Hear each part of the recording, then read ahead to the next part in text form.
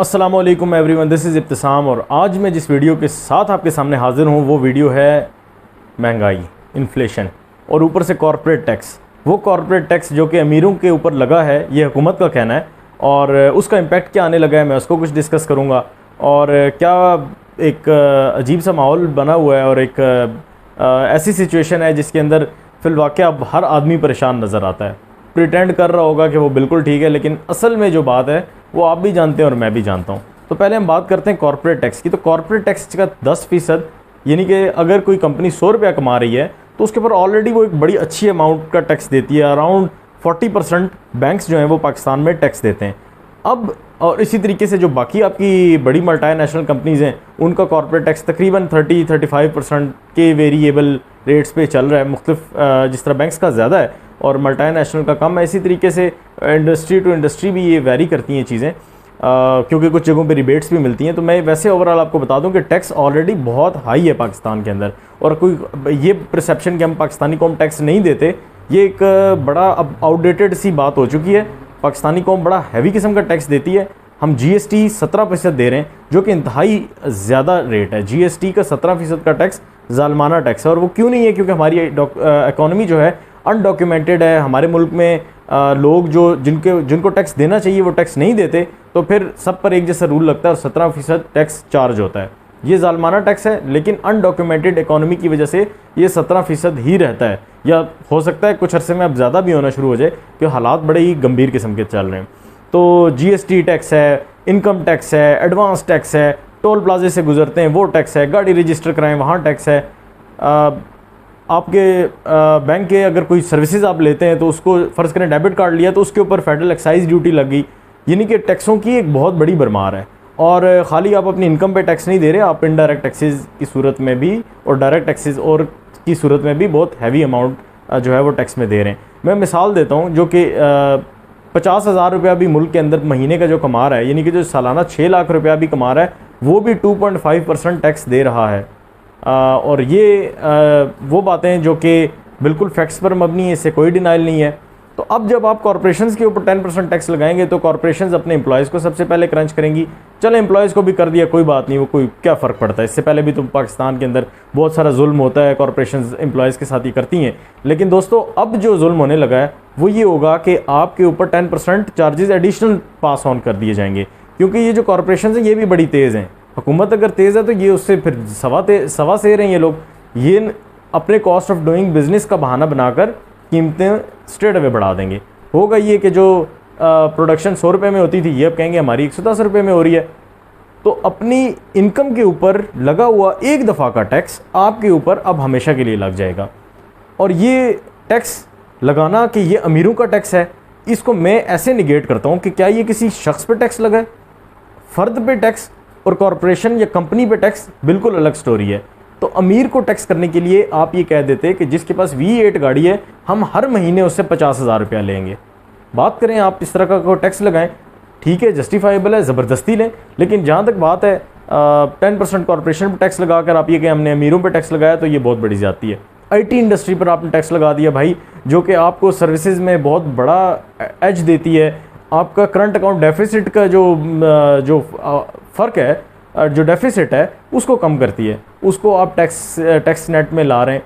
तो वो तो आपको कोई पाकिस्तान के अंदर, मतलब मैं समझता हूँ कि कैसी हुकूमत है और ये कैसा डिसीजन ले रहे हैं जो बिल्कुल मेरी समझ से बाहर है कि ये किस डायरेक्शन में चीज़ों को लेके जा रहे हैं। माना पेट्रोल इंटरनेशनल कमोडिटी है, माना आपकी जो स्टील है और इसके अलावा रॉ मटेरियल है, ये इंटरनेशनल कमोडिटीज़ हैं। सुपर साइकिल इन्फ्लेशन का चल रहा है, लेकिन ये सुपर साइकिल इन्फ्लेशन का कुछ अर्सा पहले भी चल रहा था, 2 महीने 3 महीने 4 महीने पहले भी चल रहा था। अब भी पेट्रोल की प्राइस $100 पर बैरल के राउंड अबाउट होवरिंग कंडीशन में है, कभी थोड़ी सी ऊपर जाती है, कभी नीचे आती है। और 130 से ये अराउंड अभी 105 या 103 पे चल रही है। तो पेट्रोल की कीमत अभी फिर मज़ीद महंगी होने लगी है। इवेंचुअली आम आदमी के लिए वाकई जिसे कहते हैं ना कि ज़िंदगी उसकी अजीरन हो जाएगी।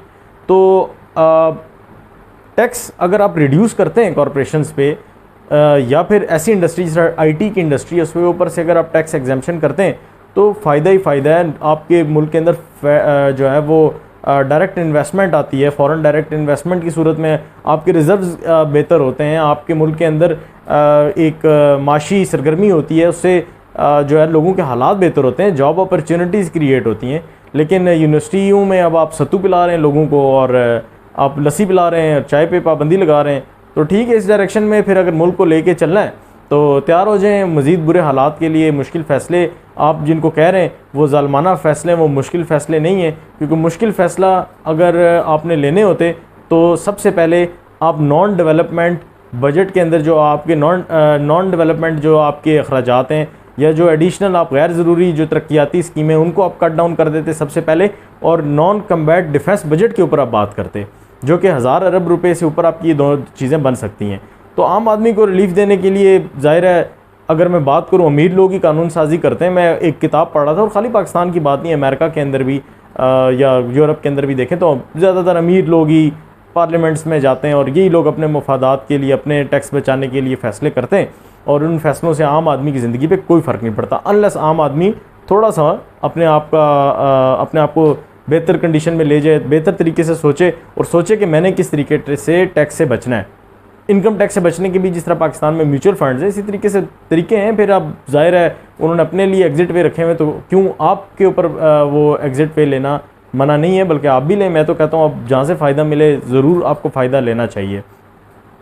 बस आखिरी बात मैं इस पर यह कहूँगा, जो मेरी क्रिटिकल जो मैं तनकीद कर रहा हूँ वो ये है कि मुल्क के अंदर फ़ाइल्स बिक रही हैं। अभी भी एक बुरी माशी पोजीशन के अंदर भी इस्लामाबाद हाईवे के ऊपर मैं देख रहा था कि कोई ZAZ बिल्डर है या XYZ कोई भी है, वो अभी भी कह रहा है कि जी अब फ़ाइलें ख़रीदें, और लोग धड़ाधड़ फ़ाइलें ख़रीदते हैं। ये फ़ाइल्स वाला सिस्टम इस मुल्क के अंदर, ये मुल्क की माशी सिमत ख़राब करने के लिए इसने ऑलरेडी प्रॉपर्टी ने आपको जो है ना बिल्कुल ऐसी जगह पे ले गया हुआ है जहाँ से अब वापस आना बहुत मुश्किल है। पहली बात, आम आदमी के लिए घर अफोर्ड करना, प्लॉट लेना, घर बनाना नामुमकिन हो चुका है, इस वजह से क्योंकि इन्वेस्टर्स ने इसके अंदर पैसा बनाना शुरू किया और अमीर लोगों का गेम बन गया। ये ज़रूरत नहीं, बल्कि अब ये एक कमोडिटी की तरह फ़ाइल को और प्लॉट को डील करते हैं, और उसका इम्पैक्ट स्ट्रेट अवे आम आदमी के ऊपर आता है। तो ये तमाम बातें जो मैंने आपको सारी बताई, अभी मैं बहुत सारी चीज़ें स्किप कर रहा हूँ। मैं दाल की कीमत डिस्कस नहीं कर रहा, मैं पेट्रोल की कीमत को ज़्यादा डिस्कस नहीं कर रहा, मैं आपकी बिजली के यूनिट जो कि 24 रुपये बढ़ गया उसके ऊपर नहीं आ रहा। ठीक है, हर बात की जस्टिफिकेशन होगी, लेकिन स्टिल कहने का मतलब ये है कि ये तमाम चीज़ें हमें कहीं किधर लेके जा रही हैं, हमें रिसेशन की तरफ लेके जा रही हैं। अल्लाह ना करे रिसेशन की तरफ हम जा रहे हो। ओवरऑल वर्ल्ड वाइड ये बात चल रही है कि क्या हम रिसेशन में दाखिल हो चुके हैं या नहीं हुए, रिसेशन होती क्या है, उसमें मैं अगली वीडियो बना रहा हूँ। और उससे अगली वीडियो जो होगी वो ये होगी कि रिसेशन अगर आ गया या हम बुरे माशी सूरत-ए-हाल में फंस चुके तो हमें कैसे उससे निकलना है। तो वीडियो तनकीद की ज़रूर है, लेकिन दोस्तों इस वीडियो को देख के हम प्रॉब्लम स्टेटमेंट को अंडरस्टैंड कर रहे हैं, और प्रॉब्लम स्टेटमेंट को जब हम अंडरस्टैंड करेंगे तो फिर उसके बाद उसका जो कंडीशन है, जो सिम्टम्स हैं, उनको डिस्कस करेंगे, यानी अगली वीडियो जो कि रिसेशन से रिलेटेड होगी। और रिसेशन के बाद उसकी जो रिमीडियल एक्शंस हमें लेने चाहिए उस पर एक वीडियो होगी। मैं एक्सपेक्ट करता हूँ ये वीडियो आपके काम की रही होगी। यकीनन ये सारे हालात, ये सारी बातें आप सब जानते हैं, कोई नई बात मैंने नहीं की, लेकिन ये बात करना ज़रूरी है ताकि हम मसाइल को समझ सकें और इस बात को अंडरस्टैंड करें कि हमारी हुकूमतें हमारे लिए सोल्यूशन नहीं निकालेंगी, हमें सोल्यूशन अपने लिए ख़ुद निकालने हैं। तो इस पैगाम के साथ कि आप सब के लिए मैं दुआगो भी हूँ। और एक आखिरी जो पैगाम था, एक चाइनीज़ राइटर हैं बहुत बड़े, उनका एक कॉल है जिसको मैं हमेशा बड़ा आइडियलाइज़ किया करता था, अब मैं नहीं करूँगा इन हालात में। वो कहते थे कि अगर आप अपने पास्ट में हैं तो आप दुरुस्त नहीं हैं, अगर आप अपने फ्यूचर को सोच रहे हैं तो आप एंजाइटी में हैं, आप परेशानी में, और अगर आप अपने प्रेजेंट में जी रहे हैं तो आप बड़े सुकून में। तो मैं अगर ये कहूँगा, अगर मैं फ्यूचर को देख रहा हूँ तो वाकई एंजाइटी है, इधर मैं एग्री करता हूँ। पास्ट वाली बात से मैं एग्री नहीं करता, कि पास्ट जो है ना वो अब बेहतर ही लगता है, प्रेजेंट को अगर देखें तो भी टेंशन है। तो ये पोजीशन है पाकिस्तान की, और दुआगो हूँ कि अल्लाह ताला मुल्क के हालात बेहतर करे और महंगाई कम हो किसी तरीके से, और लोगों का जीना थोड़ा सा बेहतर हो जाए, आसान हो जाए। वीडियो देखने का बहुत शुक्रिया। Thank you very much. अल्लाह हाफ़िज़।